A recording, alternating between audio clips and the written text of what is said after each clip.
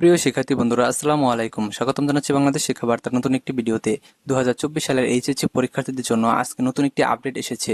তো তোমাদের এটি কিন্তু সর্বশেষ আপডেট। এটি তোমরা দেখতে পাচ্ছ যে আমি একটি সংবাদপত্রে রয়েছি। এখানে এইচএসসি ও শিক্ষা প্রতিষ্ঠান খোলা নিয়ে যা জানালেন উপদেষ্টা রেজওয়ানা। এখানে হেডলাইন এটা বলা হয়েছে। তো তিনি কি জানিয়েছেন সেটি কিন্তু আজকে তোমাদের মাঝে উপস্থাপন করব। পাশাপাশি আরেকটি নিউজে বলা হয়েছে যে কবি কোচি শিক্ষা প্রতিষ্ঠান জানালেন রেজওয়ানা। তো তোমাদের এইচএসসি পরীক্ষা নিয়ে কিন্তু অনেক গুরুত্বপূর্ণ কথা বলেছেন তিনি। অনেক গুরুত্বপূর্ণ নির্দেশনা এবং গুরুত্বপূর্ণ আপডেট দিয়েছেন। তো এটি কিন্তু তোমাদের মাঝে আজকে উপস্থাপন করবো এবং তোমাদের কিন্তু দেখিয়ে দেবো। তো তোমরা যারা ভিডিওটি দেখতেছো প্রথম থেকে শেষ পর্যন্ত দেখতে থাকো। আর তোমাদের পরীক্ষাটা হবে কি না, নাকি অটো পাস হবে সে সম্পর্কে কি সিদ্ধান্ত আসছে সেটা নিয়েও কিন্তু আলোচনা করব। তো তোমরা যারা এখন আমাদের চ্যানেলটি সাবস্ক্রাইব করো না, শিক্ষা সম্পর্কিত সকল তথ্য এবং তোমাদের এইচএসসি পরীক্ষার সকল আপডেট, পাশাপাশি তোমাদের পরীক্ষার পর অনার্স ভর্তি এবং ইউনিভার্সিটি ভর্তি পরীক্ষার কিন্তু সকল তথ্য আমাদের চ্যানেল পেয়ে যাবা। কাজে শিক্ষা সম্পর্কিত সকল তথ্য সবার আগে পেতে আমাদের চ্যানেলটি সাবস্ক্রাইব করে পাশে থাকা বেল আইকনটি বাজিয়ে দাও। আর যারা অলরেডি সাবস্ক্রাইব করেছো তাদেরকে অসংখ্য ধন্যবাদ। তো চলমান পরিস্থিতিতে এক কথায় বলা চলে যে তোমরা যারা 2024 সালের এইচএসসি পরীক্ষার্থীরা রয়েছে তাদের সাথে এক প্রকার গেম খেলা হচ্ছে। তো তোমাদের এই ব্যাচের সাথে যে প্রকার গেম খেলা হচ্ছে এটা কিন্তু দেখা গেছে যে এর আগে কোনো ব্যাচের সাথে খেলা হয়েছে কিনা সন্দেহ। তো আমার জানা মতে কিন্তু এর আগে কোনো ব্যাচের সাথে এরকম নাটকীয় কাহিনী হয়নি। তো যেহেতু তোমাদের এইচএসসি পরীক্ষাটা বারবার স্থগিত করে তোমাদের মধ্যে একটা এমন একটা অবস্থা সৃষ্টি করে দিয়েছে যে তোমাদের পরীক্ষা দেওয়ার মনোমানসিকতায় নেই। তো তোমাদের কিন্তু আজকে দেখা গেছে যে শতকরা 90% মানুষ কিন্তু দেখা যাচ্ছে অটো পাস যাচ্ছে, আর 10% কিন্তু তারা পরীক্ষা যাচ্ছে। তো এখন শিক্ষা মন্ত্রণালয় বা শিক্ষা বোর্ড কোন দিকে আগাচ্ছে?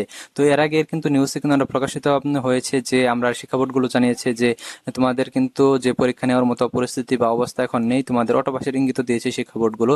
তো এখন যেহেতু নতুন সরকার গঠন করেছে সেখানে কিন্তু পরীক্ষা হবে না হবে সেটা কিন্তু শিক্ষা মন্ত্রণালয় সিদ্ধান্ত নেবে।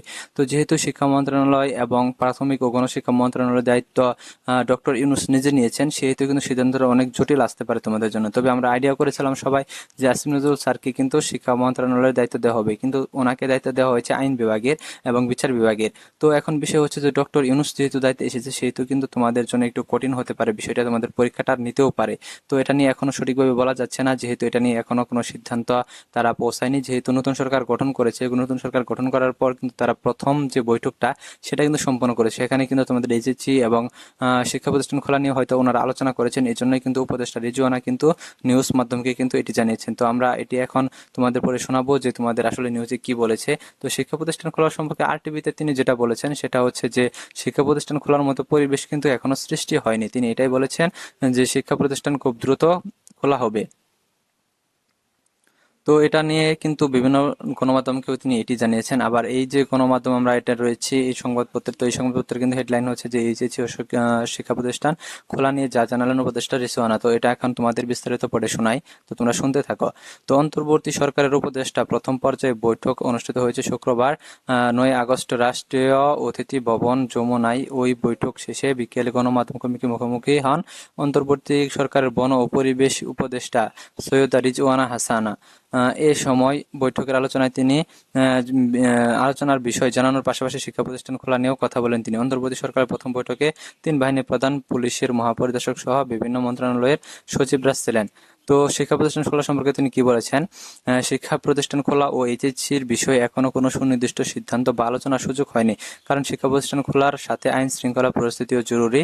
এখনো অনেক থানা তাদের কার্যক্রম শুরু করতে পারেনি। পরিস্থিতি উন্নতি হলে এই বিষয়ে সিদ্ধান্ত গ্রহণ করা হবে। তো এখন বিষয় হচ্ছে যেহেতু তোমাদের এখনো কিন্তু সিদ্ধান্ত গ্রহণ করেনি, তোমাদের এর আগের ভিডিওতে কিন্তু জানিয়েছিলাম যে তোমাদের আইন শৃঙ্খলার যে বিষয়টা, অর্থাৎ তোমাদের পুলিশ কিন্তু এখনো কিন্তু সঠিকভাবে কিন্তু থানায় প্রবেশ করে বা থানার কার্যক্রম কিন্তু সঠিকভাবে এখনো চালু করতে পারেনি। তো তোমাদের এটা কিন্তু তোমাদের অটো পাসের একটা কারণ হতে পারে, কিন্তু তোমরা যদি এটা দেখা যায় যে ভালোভাবে একটা আন্দোলনের পরিবেশ সৃষ্টি করতে পারো বা তোমরা যদি তোমাদের দাবিটা শিক্ষা মন্ত্রণালয় কিংবা প্রধানমন্ত্রীর কাছে যদি তোমরা তুলে ধরতে পারো, তাহলে কিন্তু দেখা যাবে যে তোমাদের এইচএসসির অটো পাসটা কিন্তু নিশ্চিত।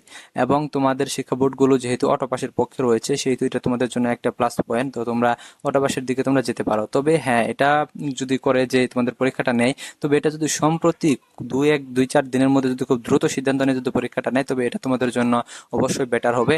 আর পরীক্ষা না নিলেও সেটা কিন্তু বেটার হবে। কিন্তু দেখা যাবে যে তোমাদের যদি পরীক্ষাটা পিছিয়ে দিয়ে নেওয়া হয় তাহলে কিন্তু এটা কোনোভাবে তোমাদের জন্য বেটার হবে না, কারণ তোমাদের বিশাল একটা সময় চলে যাবে, তোমাদের একটা ইয়ার লস হয়ে যাবে। পাশাপাশি তোমাদের ইউনিভার্সিটি ভর্তি পরীক্ষা রয়েছে, সেটার প্রস্তুতি তোমরা সঠিকভাবে নিতে পারবা না। অনার্সে ভর্তি হতে তোমাদের অনেক দেরি হয়ে যাবে। এবং এখানে কিন্তু দেখা যাবে যে তোমরা এইচএসসি শিক্ষার্থীরা কিন্তু নানা ধরনের জটিলতার মধ্যে তোমরা পড়ে যাবে,